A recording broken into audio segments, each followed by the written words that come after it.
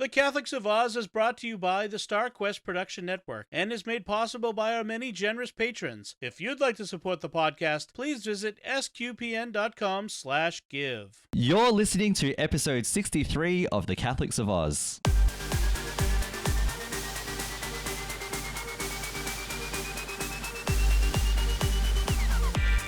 The Catholics of Oz is a show where we discuss faith, culture, and what's been happening from an Aussie perspective.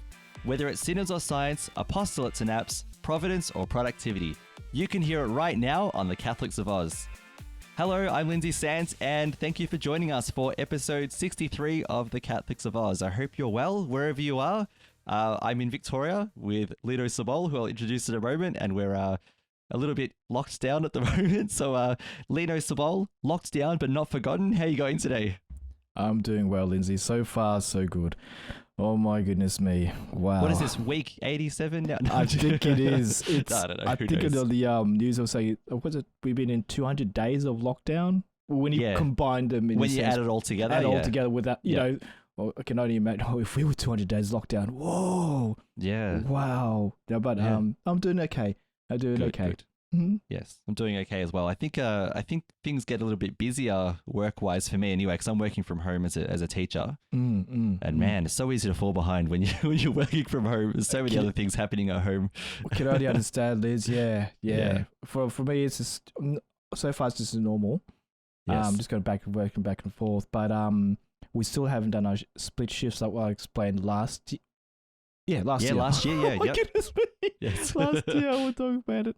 But we haven't got back to that yet, so I wouldn't be surprised if we do. If it goes for another week, we can only just pray, and that hopefully doesn't have it happen, but we'll have to see how it goes. Yes, yeah, we'll pray for you and for everyone all around the world who, especially who's struggling with COVID for whatever reason, and the knock-on effects that it has. Definitely be praying for everyone. Praying for people in New South Wales. Since the last time we podcasted, the situation didn't get better. It actually got a little bit worse. So we're definitely praying for them. And again, all around the world. So it's COVID is not over. The Delta variant is causing a few headaches around the world. So let's pray that we can conquer that as well. Exactly. Yeah. We've got God on our side. So we've no virus can beat him. Definitely. I was just thinking about it. New Zealand's just copped it as well, haven't they? Recently New Zealand went into lockdown. They had a bit of an outbreak. Yeah. Hopefully they can overcome that, and because they were doing so well without it. And what can you do? Yeah, that's it. Stop somewhere. Yeah. So wherever you are, we are praying for you. Even though we're in lockdown, that doesn't mean that we stop, praying and fighting and doing our best to conquer this virus in whatever way we're being asked to do, and we keep doing that.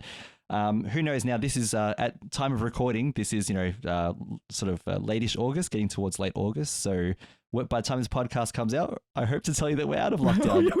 we shall see. Time will tell. Time will tell. Or to tell you that we've got 10 months of lockdown ahead of us. Who knows? Exactly. I cannot believe it's almost the end of August, Lids. Yeah. By the time we do the next podcast, will be almost the start of September. We should be in September by then. Yeah. About. Yes, we will. Yeah. We'll be the 4th. Yeah, because we don't. Yeah, 4th. Wow. Yeah, wow. I don't know. This is me and numbers we're talking about, so who knows? Oh my goodness me, Liz. Wow. Yeah. It's gone so fast again. Yeah. So that's why we continue podcasting. We want to share content with our the people who listen, and we want to be with you in this kind of way, and we know that you're with us and praying for us as well, which also brings us comfort and urges us to keep going. So before we continue, just like to remind everyone to, if you are on SQPN's Facebook page, and if you see a post about any of our episodes, to hit that share button and share it around with other people as well, so that they can start listening too. And also, if you're on Twitter, you can find the SQPN Twitter handle at SQPN. And I should mention, facebook.com/StarQuestMedia as well. If you're linked to any of those, and you see anything that says Catholics of Oz, hit the share button so that other people can find out about it as well. If you are new to listening to the Catholics of Oz, if you're listening for the first time, welcome. Good to have you on board. You can subscribe to the show on Apple Podcasts, Google Play, Stitcher, TuneIn, or your favorite podcast player. Don't forget that SQPN also hosts the Catholics of Oz on YouTube, so you can subscribe there, and you can hit the bell to get notifications when new episodes of this show and all of the other wonderful shows on SQPN are released as well. Don't forget also, we would love a lovely 5-star rating or a thumbs up or whatever it is on whatever platform you are. These help other people to notice us and to help us grow our community and for us to reach out to more people and to be with them wherever they are as well.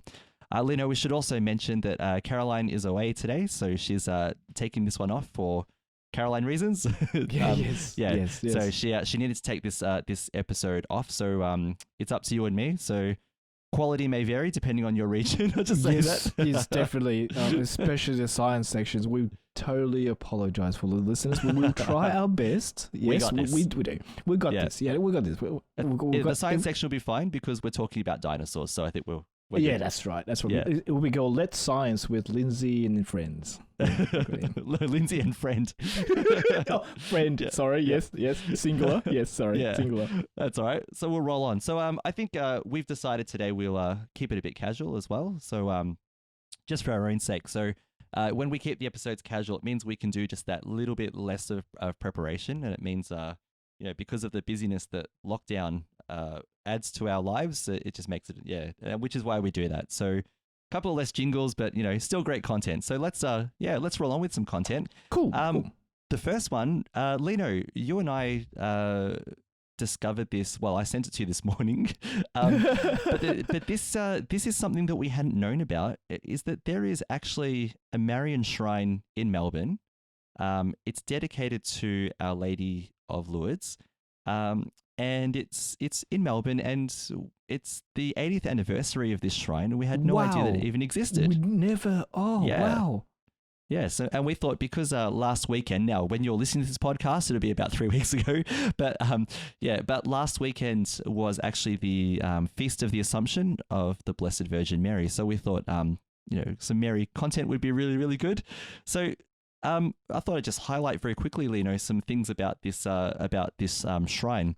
So it's located on the corner of Rathdown and Pelham Street in Carlton, which you and I know about. Yes. We've probably been past there several times throughout our life. I think every time I'm not going a bit of a sidetrack here, but when we used to go to IMAX in the earlier days before the Empire.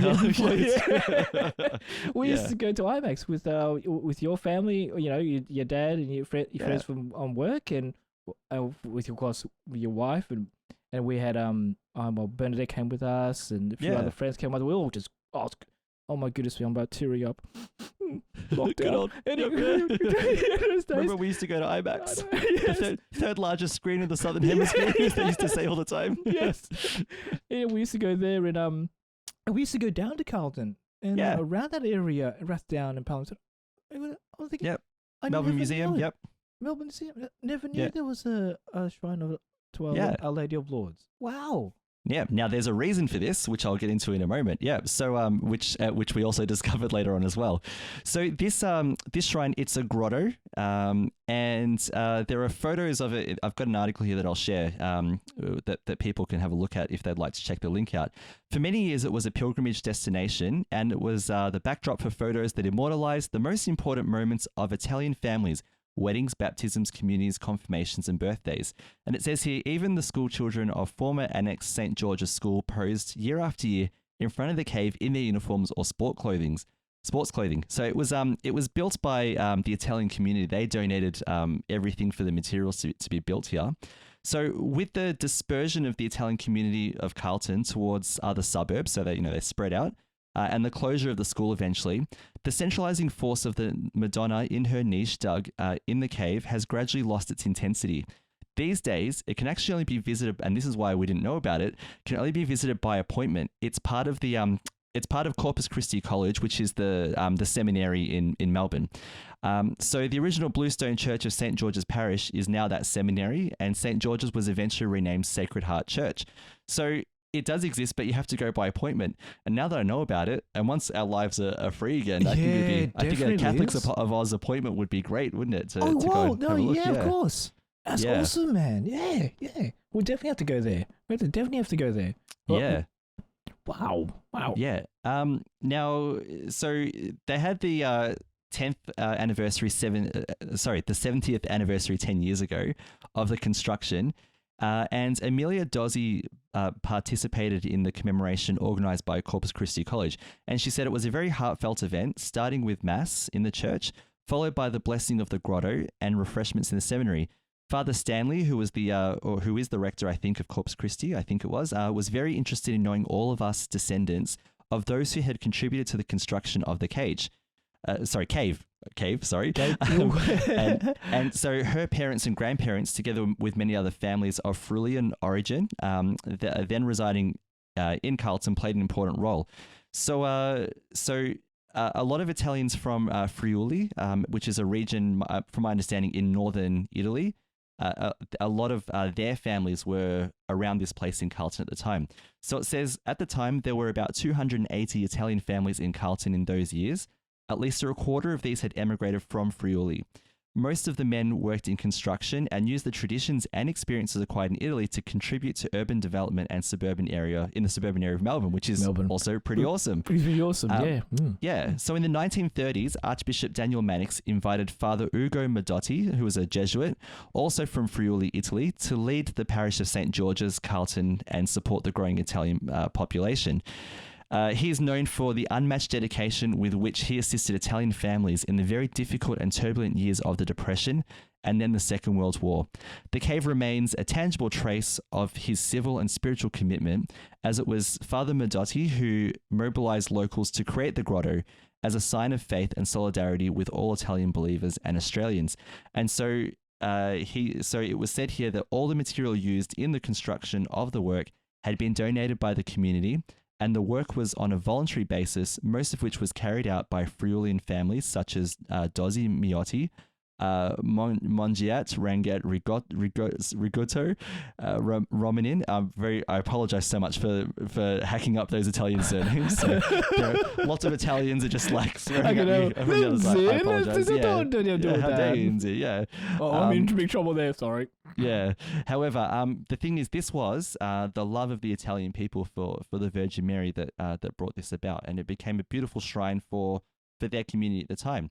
So the thing is, though, it still exists, and I wanted to highlight that. I thought it's worth highlighting that this still exists, and that when COVID is finished in Melbourne, oh, definitely we have people can make bookings and going and see it. It's a place of pilgrimage which is beautiful. It's a place of history, so connecting to some of the Italian families whose hands literally put this together voluntarily and donated the materials, and it looks like a beautiful place to pray as well, and I would love to go and visit it myself and take a look. So that's a bucket list now. It's right in Melbourne. Definitely. Amazing how it's in Melbourne, but it feels so far away. Because we're in lockdown at the moment. But something I'm going to hang on to. I think that we can all have a go at doing later.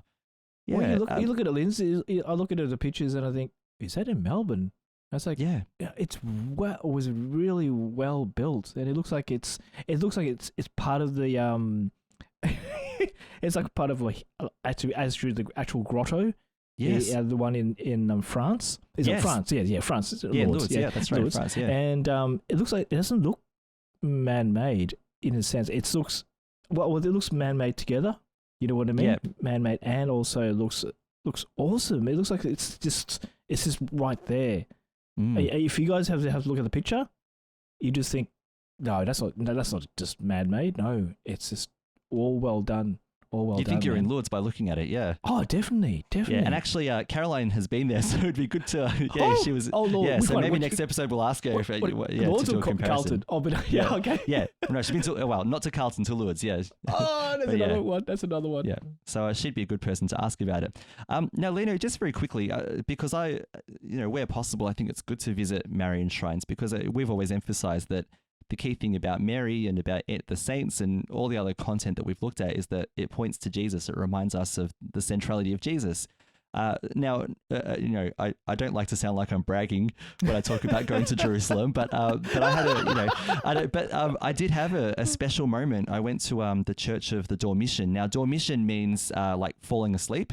And it's basically a church that's dedicated to Mary's Assumption, or her falling asleep and then being taken. So when they say fell asleep, what they mean is she died like died in her sleep and then was taken body and soul, resurrected immediately into heaven, and is there with her son now. But the Church of the Dormition, that I can't remember a lot of it because it was in 2012 now. but what I do remember is this statue. It's a life-size statue of Mary on a slab like a bed, and it's Mary is there. She's just fallen asleep and is about to be, or died, and is about to be taken into heaven. And it's that moment just before, if that makes sense. And so when you're there and praying with it, it's like this reminder of where Mary went is where we're going to go as well. We stay close to Jesus because this is what is in store for us as well. It's a beautiful place to meditate and pray. Now I forgot all about this. I would have seen it when I was there, but I forgot all about this, and I had to read again just to confirm it. But the dome above the statue that I just mentioned is adorned with a mosaic, and it has 6 women of the Old Testament as well. So Eve, Miriam, Jael, Judith, Ruth, and Esther as well. Yes. Yep. So. Yeah, so it's a beautiful place. I only went once, but the church itself, it's a beautiful place for meditating on Mary. And I think the advantage of having meditation and prayer with Mary is, again, it's that it points you towards Christ. And how did you relate to Christ, Mary, and how can I relate to Christ as well, like you did? So, and I think that closeness to Mary does help with that closeness to Jesus, and I think it's really worth thinking about. And so the feast of the Assumption of Mary last Sunday for us is one of those times where we can remember how our veneration of Mary is our relationship with Christ. So what about you, Lino, in terms of Mary and her role in your life and how she helps you with your relationship with Christ? What did you want to say about it? Look, first one when I think about Mary is that she is a mother of God.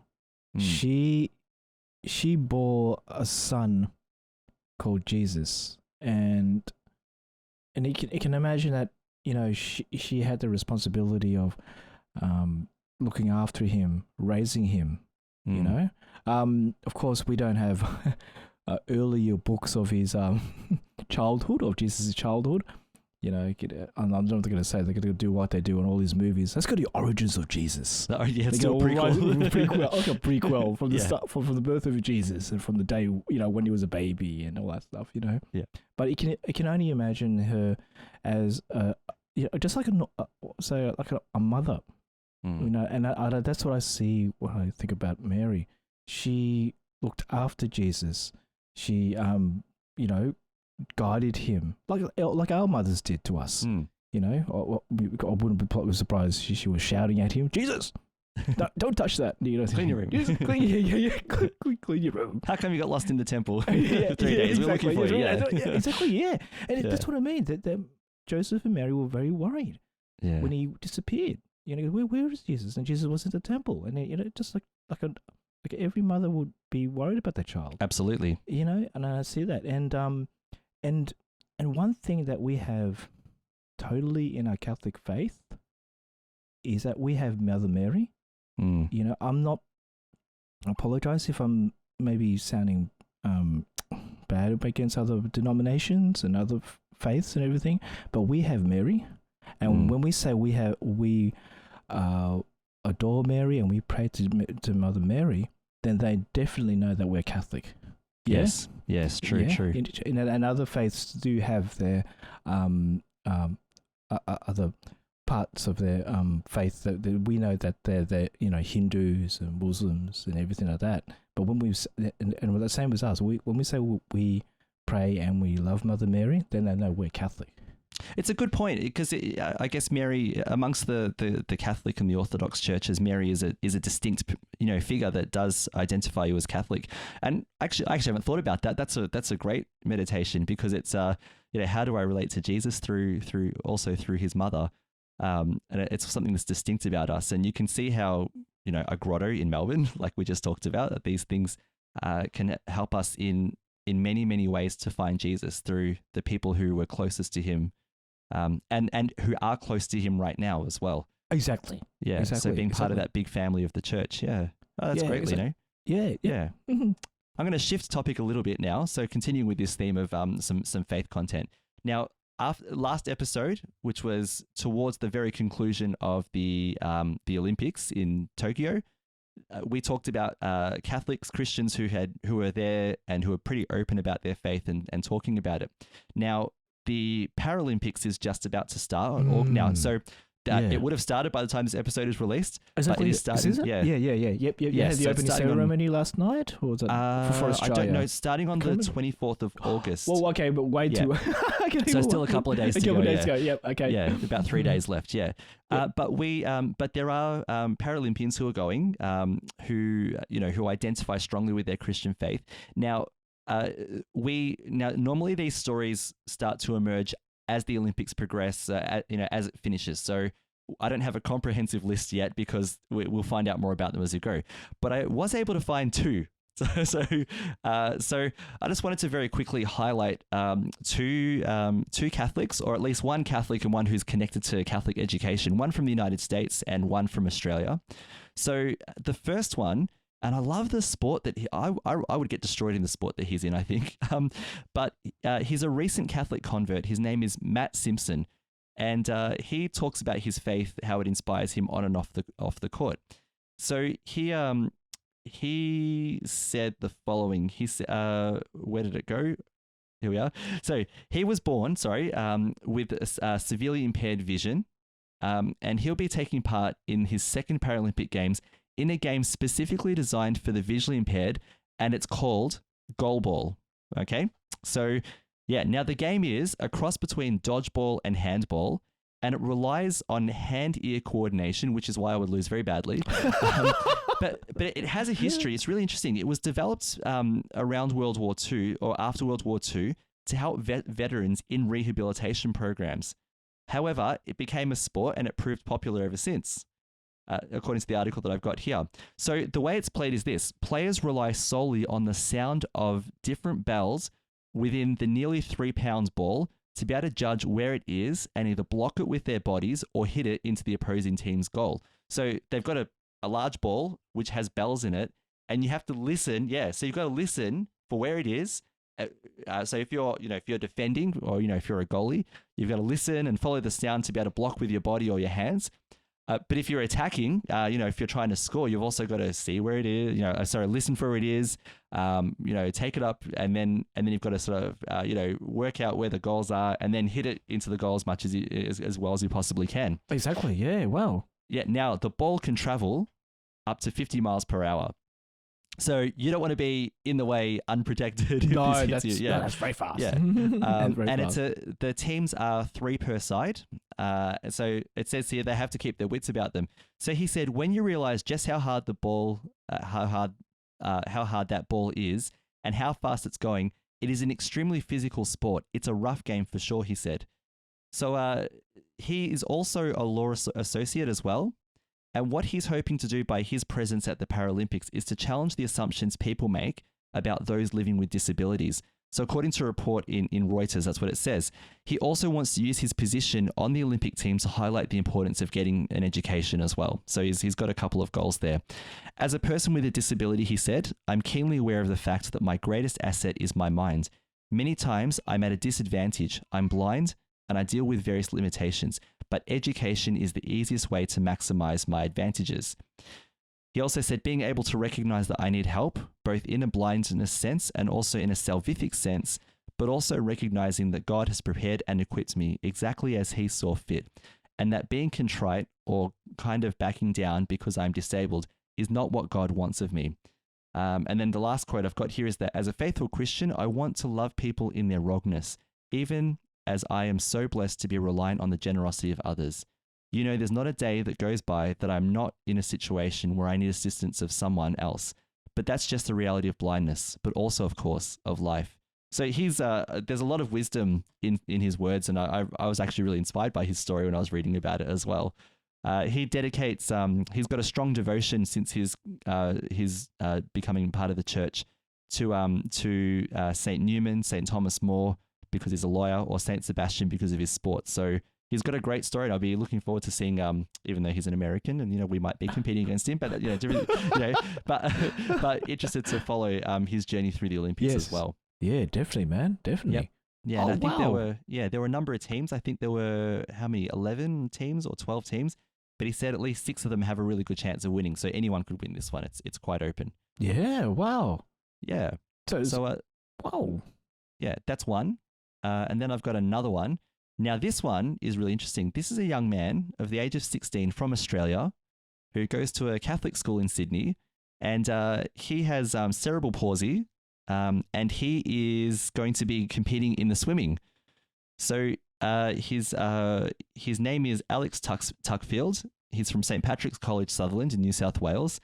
And he's going to be going into the Paralympics as the 3rd fastest swimmer of the 400 meters S9 freestyle swimming. And he has high hopes of getting a medal.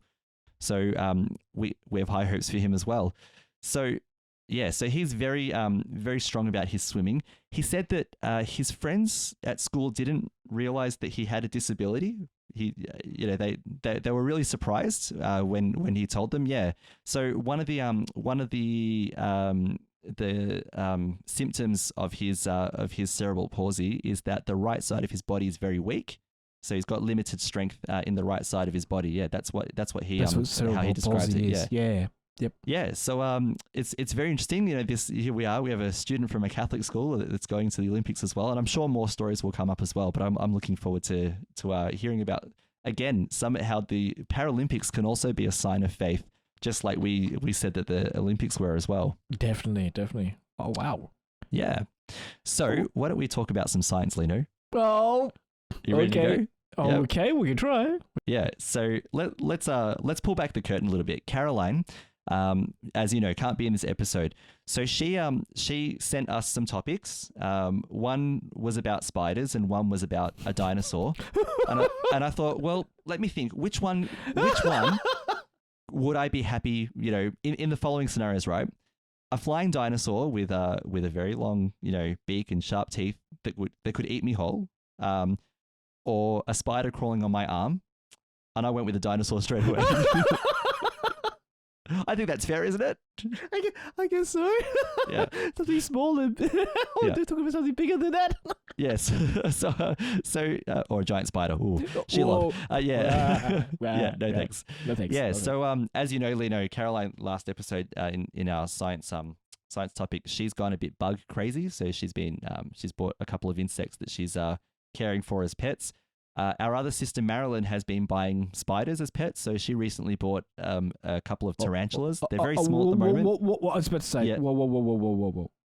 Marian bought tarantulas? Yes, she bought tarantulas. All right, I'll have to tell Bernadette that because I think a few times Marian and Jamie have asked us to come over to their place.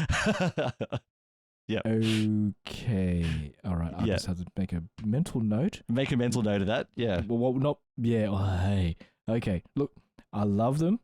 As long as they're sort of enclosed. Yeah, they are in enclosures. Should be okay. They should be okay. So the plus is they're in enclosures. The minus is I've seen Home Alone, so I know how this is going to work out. So I'll just go with that. Have you seen them, Linz? Have you seen them? I've only seen videos of them. I obviously can't see them in person. Videos? Yet. Oh, yeah. Okay. But they're very tiny because they're babies. So baby tarantulas. Okay. Okay. I'm waiting till they're large enough for her to be able to put them on a leash and take them for a walk. Oh my goodness me. So anyway, for the science topic today, we've got 2 topics. The first one is another Australian dinosaur. So Caroline did do an episode on Cooper, the Australian dinosaur that was found. The bones of Cooper were found in a farm, on a farm property. And this one is a pterosaur. So we know pterodactyls, right? The flying dinosaurs. Flying dinosaurs? Yep. Yeah. So we have an Australian one. Now, its scientific name is Thapungaka shawi. So I do my best there with names. I'll explain what that means later on. I wouldn't have done that. Oh, wow. Cool. It's the largest pterosaur found in Australia of its kind. So the University of Queensland researchers have published their findings in the Journal of Vertebrate Paleontology. And the fossil that they have is the lower jawbone. It was discovered in a quarry near Richmond in Queensland in 2011 by Len Shaw, who is a local fossicker who had just been, as it's described, scratching around the area for decades. So the pterosaur fossil remained a mystery for a decade after Mr. Shaw found it. It may have stayed that way for longer if Tim Richards had stuck with his acting career. So this is interesting. The researcher who did work on it, he originally was an actor. So he graduated from NIDA, which is like an arts college for drama and performance in Australia. He had recently performed with Kate Blanchett in A Streetcar Named Desire in 2009, which makes me just think, Stella! Yes. That's all I can think of. And get this, he also played Pumbaa in the first Australian tour of The Lion King. So, cool. Hakuna Matata, everyone. Yes. Yep. Especially in these times, yes. Yeah, definitely. Yeah. So now he became a paleontologist in 2015. So a whole interesting string of coincidences came together to make this discovery and consequent research happen. So he had a chance meeting with Dr. Patrick Smith, who was then the curator of the Kronosaurus Corner Museum at a Paleo Down Under conference in Adelaide in 2016. So Mr. Richards had the jaw, and he had found out that the jaw itself was just being kept in a drawer at the Richmond Museum through his meeting with Patrick Smith. So it being a paleontologist, he had it all set up for research. So he went on then to lead the University of Queensland's Dinosaur Lab research team that analysed the fossil. By the way, Dinosaur Lab is such a cool name. I love that. Yeah, that's so cool. Yeah. So he said, the more I worked on it, I realised we had never seen some of the anatomical features before and thought that this might be something new. So here are some interesting statistics and measurements and so on about this dinosaur. He said, so it has an estimated wingspan of 7 meters. It probably soared above the ancient Eromanga Sea, which covered most of Western Queensland during the age of the dinosaurs. Another, Dr. Stephen Salisbury, who's the co-author of this research paper, said, the new species is striking for the massive size of the body crest on its lower jaw. These crests probably played a role in the flight dynamics of the creatures, and hopefully future research will deliver more definitive answers. It would have been a fearsome beast with a spear-like mouth and a wingspan of about 7 meters. And I love the way it's described like this. It was essentially just a skull with a long neck bolted onto a pair of long wings. Oh, wow. Yeah, it was a mouth with wings, basically. Well, yeah, that's it. Yeah. Wow. So this thing, they say, would have been quite savage. It would have cast a great shadow over some quivering little dinosaur that wouldn't have heard it until it was too late. Oh, my goodness me. Yeah. Yeah. So I was quite a savage dinosaur. Mr. Richards said the skull alone would have been just over 1 meter long and contained about 40 teeth, perfectly suited to grasping the many fish known to inhabit Queensland's no longer existent Eromanga Sea. It's like a flying shark. So, it is a flying, in a sense, with the rows of teeth and long jaw. Yeah. Whoa. Yeah. Now, he says it was nothing like a bird or even a bat. Pterosaurs were a successful and even diverse group of reptiles, the very first backboned animals to take a stab at powered flight. Now, but the thing is, they have to work carefully because the fossilized remains are rare and they're often poorly preserved because pterosaurs had thin-walled and relatively hollow bones to enable powerful flight. Power flight. I was about to say, lighter you are, the faster you go, in a sense. Yeah, like birds today. I think exactly. A lot of birds do have hollow bones as well, like you said, to lighten their structure so they can fly. It says here, it's quite amazing that fossils of these animals exist at all, considering how much time obviously has passed. Australia's newly recognised pterosaur species remains at the Kronosaurus Corner Museum in Richmond. It now takes pride of place in a display case, and its label has been updated. So before it was Pterosaur ad indeterminatum, which means indeterminate pterosaur. They didn't know what it was. But now it's displayed as Thapungaka showi. Sorry about that. So the genus name Thapungaka incorporates Thapun and Ngaka, which is Wanamara language. So from the indigenous Australian language, which stands for spear mouth. So that's the first part. The second part, shawi, is honors Len Shaw, who originally discovered the fossil. So the English translation of the name is Shaw's spear mouth. Mm-hmm. So there we have it. Yep. Yeah, so there is more research to be done, and hopefully we'll learn some more discovery about some interesting things about Australia's first well-known flying dinosaur, pterosaur. Yeah. Yeah. I've seen, a flying shark. Ooh, but yeah, well, it sort of feels like to me, with all those teeth, the rows of teeth. Yeah. So I've seen Jurassic Park and I've seen how it works out with pterodactyls and pterosaurs. So yeah, anyway, they are quite fierce. Oh, they can be. Yeah. If Jurassic Park is anything to go by. Yeah. So wow. Let's move from dinosaurs to another topic, space. I would love to see these two combined. Dinosaurs in space. Dinosaurs in space. Yeah. I think Doctor Who did that once. Wasn't there dinosaurs in space? Dinosaurs on a spaceship or something. Oh, we'll have to talk to Dom. Dom will probably know from Secrets of Doctor Who. Secrets of Doctor Who. Shameless plug for Secrets of Doctor Who. That's right. Sure. Yeah. Yeah. Actually, I'm sure if I do a Google search, they've probably done an episode on it by now. Probably done it. Yeah, exactly. Yeah. All right. So let's get to space though. This one also is very interesting. Now, Netflix has previewed published its first trailer, which we'll put a link to in our show notes, for the Inspiration 4 documentary on SpaceX's first private spaceflight. Now, we've previously talked about billionaires in space. Yeah. The reason I keep doing that is because Dom did it in another episode. Now I've got to do it in one of his shows. Yeah. So we've had Jeff Bezos go to space on his New Shepard rocket. We've had Richard Branson go to space on the VSS Unity. And now Elon Musk is not going up on this SpaceX flight, but another billionaire is. However, this one is interesting because it is the SpaceX Dragon capsule, which is used for taking astronauts to the International Space Station, as well as taking supplies. So a month ago or 2 months ago now, there was this really awesome flight where they took solar arrays. So they were rolled up, these solar panels that were rolled up and sort of put in the back of this capsule, taken to space, and then they were installed by the astronauts, and then they unrolled themselves. Oh, so cool. Yeah, so they basically supplement the solar panels that are already there and provide more power for the station. For the station. Yep, definitely. Yeah. But this one is not a mission for NASA. It's not to support the space station or to do anything necessarily scientific or anything like that. It is purely a civilian mission to send people into space for 3 days to orbit the Earth. Wow, 3 days. Wow. For 3 days, yep. So Netflix has somehow bought the rights to this, I guess. So what they're doing is they're going to produce, or they are producing, or have been producing, I should say, a documentary which is going to be released very, very soon. So according to the article, Netflix's trailer for its upcoming documentary on SpaceX's private Inspiration 4 spaceflight has landed to introduce the first all-civilian crew set to launch into orbit next month. The near real-time Netflix series called Countdown, Inspiration 4 Mission to Space, breaks new territory for the long-time streaming provider.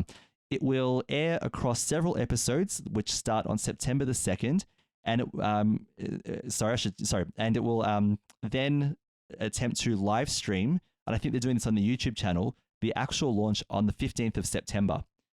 So the trailer itself has shown the crew in training, and it promises that the Inspiration 4 will be the next epic leap forward for civilians. Now, it's very dramatic. I've watched it. It's very reality TV. It's like, four astronauts, one capsule. Who get voted off first? No, it's not like that. No, nothing like that. But it is very dramatic. It's clear, tribal like council? you would have, for a reality show.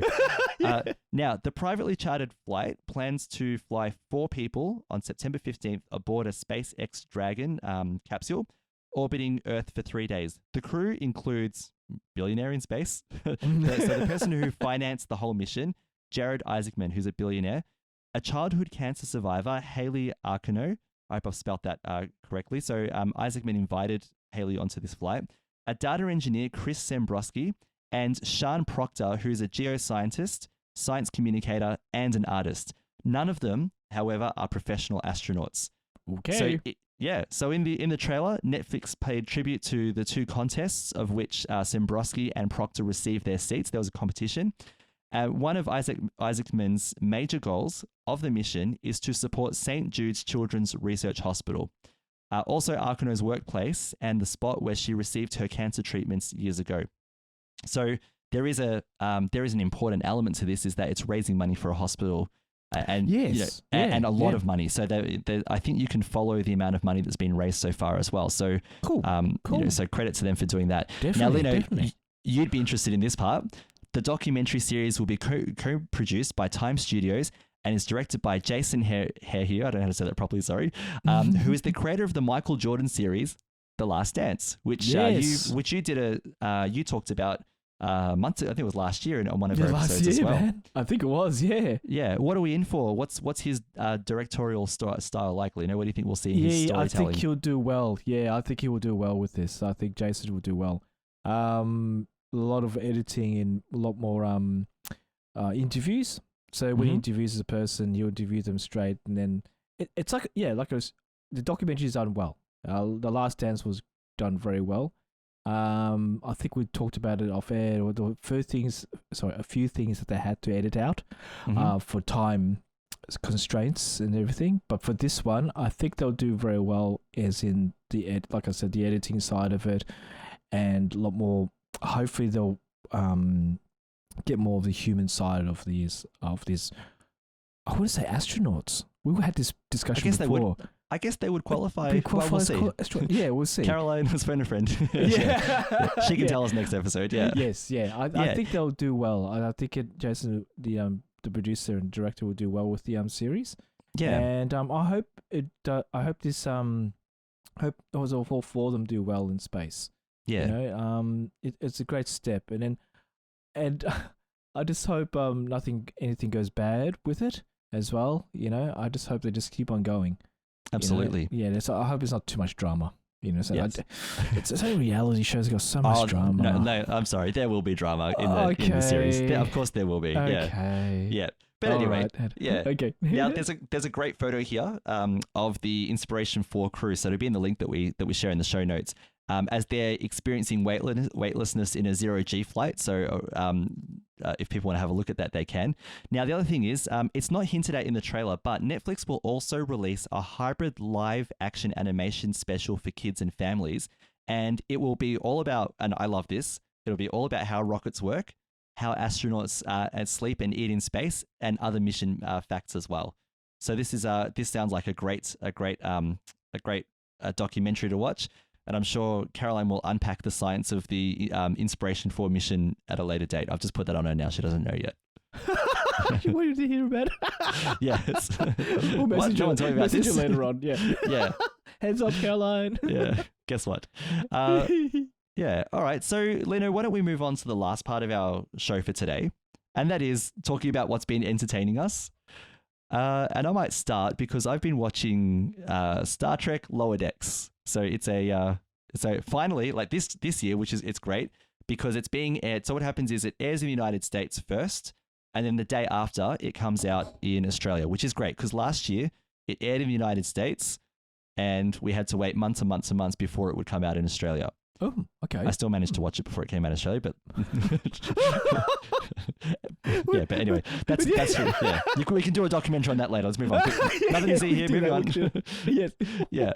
Anyway, the first season was very entertaining. Probably not a show I'd watch lots of episodes with the kids. I had to actually filter, like watch some of the. I obviously watched them all first, and then I picked carefully which episodes Damien could watch. Good watch, or yeah. I might have exactly. skipped the beginning of certain episodes, and because the rest of it was okay. Yeah, it's like Exactly. yeah. It's one of the things unfortunate about it is that there's going to be some grown up humor in there that's not so good for the young ones. Kids, yeah. Understand. However, I've watched the first 2 episodes, and I won't put any spoilers, obviously, right now because some people may not watch till later. But the season has had a very promising beginning. It's quite, the gags are there. If anyone watched the last season, Captain Riker turns up in the very last episode, and it's great because when the episode finishes and the Titan, which is his ship, and one of the crew members who had been in the Lower Decks series from the beginning is one of his crew members. Captain Riker is always doing these jazz analogies, he's like a jazz musician and everything. So for example, I go, and let's go to warp speed to the beat of 1 and 2, and things like that. So anyway, there's these, it cuts to Riker and the Titan every now and then, and he's using jazz analogies again. And Boimler, who's the crew member who's on his ship, who's not used to it. So at some point, Captain Riker would be like, and let's do this to the beat of 5, 6, 7, and Boimler would be like, I don't even know what that means. It's got all these great gags, and as always, it keeps going back to the series that we know and love, and there's lots of humor from Next Generation and other ones, things like that. So it's been really good. It's got the first episode of this season was riffing off the original series and Gary Mitchell becoming godlike.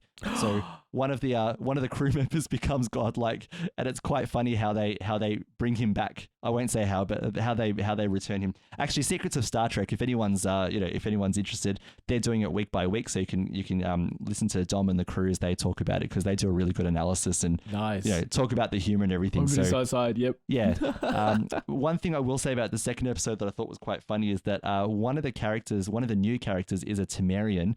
Now, I don't know if you remember the episode where Captain Picard gets trapped on a planet with a Tamarian captain whose race, they only speak in metaphors. So Captain Picard has to work out. So you might remember things like Darmok and Shalad at Tanagra and Shaka. So he's one of them, right? Then, so there's humor in the sense that he's trying to learn how to speak Federation Basic, as they call it. But every now and then one of his analogies will come in. And there's one part where he's trying to pick up at the bar on the ship, right? So it's like their version of 10 forward. But he gets rejected, and he goes, Shaka when the walls fell. It's got great, that kind of stuff. It makes, cool, it's got these great humorous moments. The stories are great too. The stories are a lot of fun, so I've been enjoying it. So, and it looks like this one is going to have, while it's got separate stories, there's also sort of like a backstory that's building in the background that looks like it's going to be a bit more serialized, which is fun too. So, looking forward to that. Okay. Yeah.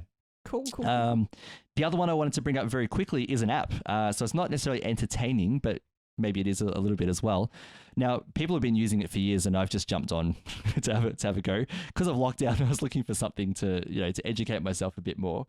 It's called Blinkist. And this app, basically what it does is it takes books from different researchers, different writers about different topics. So it might be about self-help and well-being. It might be about raising children. It might be about space science. It might whatever. It's got lots and lots of topics, and it's for people who don't necessarily always have time to read a whole book from start to end. So what they do is, they take out the key, most important parts of the book, and they turn it into a 15-minute podcast or a blink. They take what they call blinks out of the book. Yep. And I thought, I'll have a go. So they've got a 7-day trial, which I'm using at the moment. I've listened to a couple of 15-minute segments of books. And what's really interesting is how much I remembered. So I actually had a big chat with Isabel about raising kids based on these two 15-minute books that I heard about the topic. and it was really interesting. So I thought that one's worth plugging. Now, however, to subscribe for a year, it costs 119 Australian dollars. So I don't know if I'm going to commit yet. We'll see. Father's Day is coming up, and that might be a good Father's Day present. True.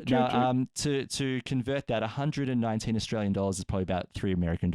No, I'm kidding. That's not true. Exactly. The power, But anyway, so it's I'd say it's probably about $90 to $100 American. So it is quite expensive. So you'd want to use it. You wouldn't want to just subscribe and then leave it. You'd want to use it. Yeah, exactly. You have to use. Yeah, definitely.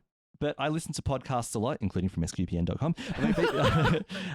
But if a 15-minute something that's knowledgeable and does add to my understanding of certain things, I think is really useful for me. And I like to read books, but I don't get a lot of time to read books, especially doing a master's degree and reading students' work and all those kinds of things. I don't get a lot of time to switch off for things like that, but I should. However, it's it is a great way to switch off for 15 minutes and just learn, casually, which I for the love of learning, which is great. Exactly.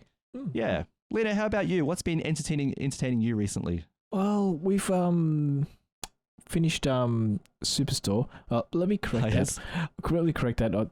Bernadette has finished Superstore because I told her I'll give Superstore a break, and she said, "Okay, I'll watch the next episode." It had to be the last episode of Series 6. Oh, sorry, of Season 6. Sorry. Yep. And I went, "Oh." And she just told me what happened. I go, "Oh, okay, cool." Because I know there's another season. I think that's Season 7. I'm not 100% sure that's the last season, but it hasn't come out here in Australia yet because we can't find it on Netflix yet. Sure. But I know she's finished. Bernadette finished Superstore. She went ahead. She went solo. I've still got one more episode to go. And also we've been watching Rosehaven on ABC iView. Oh yeah, you mentioned that last time. Yeah. Is it still season 3? Is the last season you're watching, or? We've finished season. Oh no, we've just finished season 2. Okay. So we're starting season 3 now. And it's so good. It is it's lighthearted. You don't. A lot of comedy is like you have to think a bit so much, but it's so simple in a sense, and it's. I really need to sit down and watch it. Yeah, it's so good, man. Yeah, like I said before, there's a few adult themes and everything, a few swearings, but not as totally as much. But there's a reason why there's a swearing. Yeah, but it's such a good series, man. It's something you and Isabel would all love it. It's a great series. Then we've been watching a series called Utopia, which is, oh my, it's so old. I think it's 5 or 6 old. So 5 or 6 years old, or so old. I think it came out in 2003 or 4. So it's very old. But I've been watching it on ABC. But as usual, I miss out when it's gone. But it has come on Netflix, and I went, oh, I'm gonna watch this, and it's such a good series too. It's based on Australian planning, organising transport planning for us Australia, and for us Australians, we know what happens to us, how the planning goes, and he goes, what happened to it? It just disappeared. We haven't heard about it. So basically, this series is about a guy who does transport planning, but he hasn't put it forward to make it happen. Yeah. But the people in his organisation want to make it happen without him saying yes. So we hear about a super train going from Melbourne to Brisbane. It's coming soon. It's happening, and the poor guy who organises it all says, "I do not want this to go out in the press and the media. You've done this again." Yeah. And the poor guy's trying to tell the other people, or us as the public, this is not happening yet. This is not happening. We don't want to, and it's the poor guy's.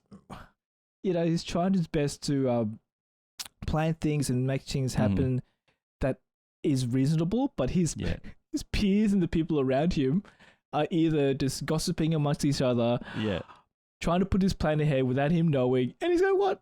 I got a $9 billion plan, and you put it into the public, which I haven't even adore." And that's right, that's the word I'm trying to find. Endorse. Yes, make happen. What? They can't do that. It's the politics of. It's that satire of the politics of perception, where you create this great perception of what's going on, but you're actually not doing anything. Or how do you cover up? Because I watched a couple of episodes. How do you cover up something that's gone out to the media? So now this idea has been created, and how do you change people's expectations, but make it sound like you're still doing a lot? Yeah, it's great. It's quite funny. Yeah. It's the Working Dog team, isn't it? So they're behind The Castle and The Dish, those great Australian movies, and and some other. What was the not political? There was the media journalist series they did a lot long ago than that. I forgot. Oh my goodness, man! I have to look for that. Yeah. Anyway, they do all that kind of satire as well. Yeah. Yeah. Oh, that's great! So good. It's so good. Yeah. You can think too much. You don't have to think too much about it. Yeah. You just find the humor in it, because the poor, like I said, the poor guy's trying to organize a transport, whatever it is, plan, and like you said, it just goes out. And he goes, no, I did not say anything about you releasing that. Why did you do that? Because we need people's opinions, and using social media to do it. And the poor guy's sort of out of control. He goes, okay, fine, but it's so fun. I just have to say one thing. There was one episode about grass. Okay. They wanted to build a highway or a tunnel or a canal. I can't remember what it was, but they couldn't do it because there was a very endangered species of grass. That's all I have to say. Yeah. Okay. And it was just everything was about that, and it was like, what? Great. So Utopia, what service were you watching that on? On iView as well. No, On sorry, iView. no. My bad. Netflix actually. On Netflix. Okay. Great. Yeah, Netflix. I think it could be on iView as well because I think it was on ABC, but you can probably find that too. But we found it on Netflix, which was pretty cool. Yeah. All right. If you're looking for some great Australian political satire, then yes. Utopia on Netflix. Great one. Yes. For the American listeners, you have to watch that. You're just thinking, you guys this happens to you guys? Yeah. Yes. I'd wonder how the comedy would translate. Yeah, that's interesting. They'll be going, and then they'll have some, we watch a lot of American comedy, political comedy as well. Yes, but this one, I must admit, for Australia, this is what happens to us. Yeah, because I know The Castle, classic Australian comedy, they had to edit some of the lines, they overdub some of the lines so that American audiences would get the humor. Because it was very, very Australian. So some of the references wouldn't make sense to anyone outside of Australia. So they had to change. Yeah.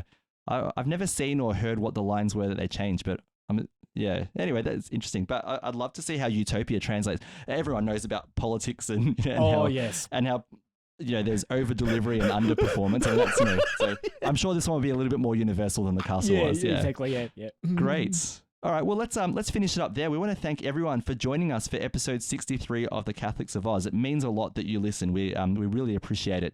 And not just that you listen, but, every now and then we have people provide feedback, which we're really grateful for. And we've seen people post, for example, put a couple of comments on iTunes or Apple Podcasts, I should say, which is great. Thank you so much for those 5-star reviews that you've given us and the great comments. It really inspires us to keep going and to know that there are people who are listening. Sometimes on Instagram, we get a couple of people every now and then talking about our shows, and we're grateful for that too. So thank you so much for all of those. Like I said, it means a lot. Not because we want to be popular and well known, but because we are connecting with people in different ways, and that means so much to us.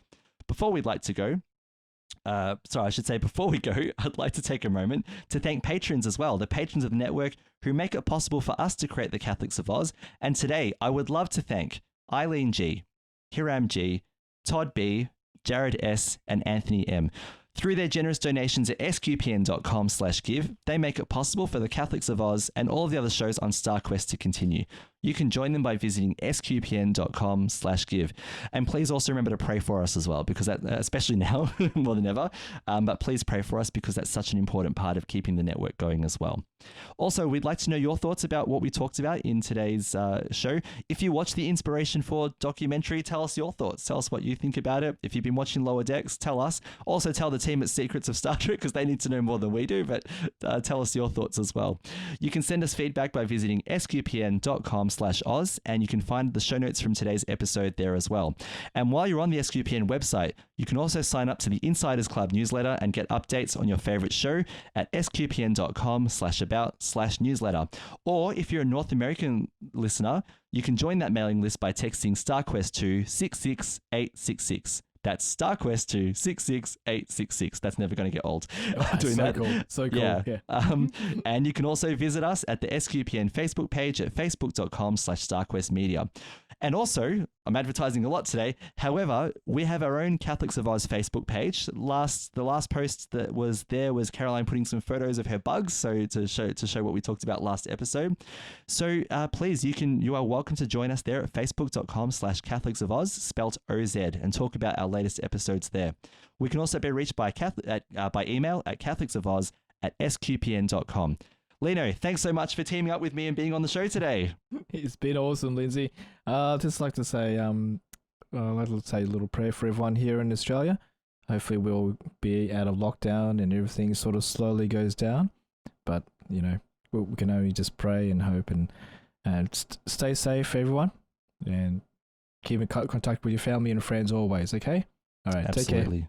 Absolutely. And let's also pray that this Delta variant that's becoming a problem for the world at the moment, that God will give wisdom to our scientists and our leaders, and to all people so we can cooperate together and defeat it and move on with our lives as well. Mm-hmm. Yeah, we rely on God totally for all of this.